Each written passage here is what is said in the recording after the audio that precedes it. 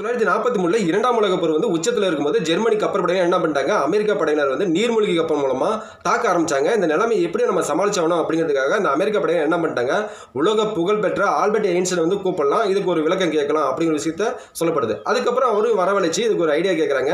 அவரும் ஒரு தியரியை வச்சிருந்தாரு. அந்த தியரி என்னன்னா, இந்த கப்பலை சுற்றி ஒரு எலக்ட்ரிக் மேக்னெட் ஃபீல்டை வந்து பொருத்தப்பட்டோம் அப்படின்னா அந்த ஒளி மூலமா அந்த ஒளியை வந்து வளைக்கிறது மூலமா அங்கே சுற்றி இந்த கப்பலுக்கு மேலே வந்து ஒரு பச்சை நேரத்தில் மூடு பனியான ஒரு ஒளி உண்டாகும். இதனால் வந்து எதிரி கண்களுக்கு இந்த கப்பலை தெரியாத அளவுக்கு மறைக்கப்படும் அப்படிங்கிற விஷயத்த சொன்னார்.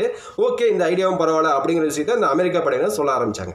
இருந்தாலும் இந்த ஒரு விஷயம் நடந்ததெல்லாம் உண்மையா அப்படிங்கிற ஒரு விஷயம் ஆராய்ச்சி பண்ணி பார்க்கும்பொழுது எந்த ஒரு ஆதாரம் இல்லாத சூழ்நிலையிலையும் 1950 ஏலன் அப்படிங்கிற ஒருத்தர் என்ன பண்ணிட்டாரு, இந்த ஒரு விஷயத்தை வந்து நான் நேரில் பார்த்ததாகவும் இந்த அமெரிக்க கடற்படைக்கு வந்து ஒரு லெட்டர் மூலமாக ஒரு தபால் அனுப்புறாரு.